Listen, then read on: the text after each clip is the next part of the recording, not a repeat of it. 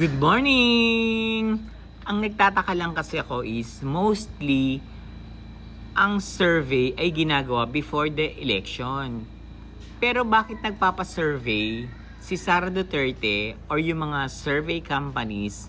Yung mga survey companies na yan, wag nyo akong pinaglololoko. Kampo ni Sara ang may kagagawan niyang survey na yan. Bakit kayo nagpapa-survey nang wala namang eleksyon? Tatakbo ba si BBM sa 2028? Saka napakaaga pa. 3 years pa.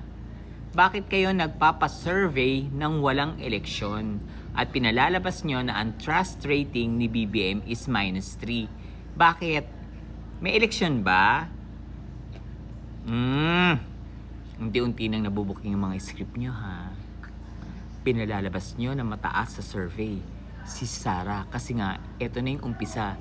January. Tandaan nyo lahat ng pinost at sinabi ko. Lahat yan is scripted. Survey, pababagsakin nila ang ekonomiya ng Pilipinas, sisiraan nila mismo ang Pilipinas para masisi lahat kay PBBM. Ngayon, saka ipapasok yung impeachment. Diba? Kaso nga lang, pang social media lang kayo. Hindi naman kayo pang totoong eksena. Katulad ng survey nyo. Ang survey nyo is hindi nyo naman pinapakita sa amin. Ako nag-survey ako. Nagsisurvey ako. Kahit saan ako magpunta, nagsisurvey ako. Nagtatanong ako. Ilalabas ko yung survey ko. Kaya hinahamon kita, malutikya, na hindi naman daw DDS, pero ang bukang bibig, DDS. Hinahamon kita na mag-survey ka ng live. Unahin mo na yung tundo. Tingnan ko kung makapuntos si Sara dun. Ako, nasa probinsya pa ako, ha? Baka maloka ka sa survey ko, malutikya.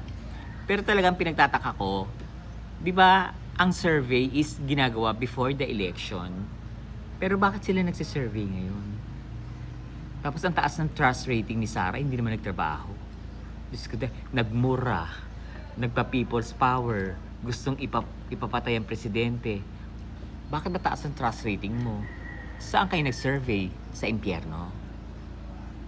Chururut, sa Kala mo naman talaga mga malilinis, trust rating. Diyos ko, mga magnanakaw naman.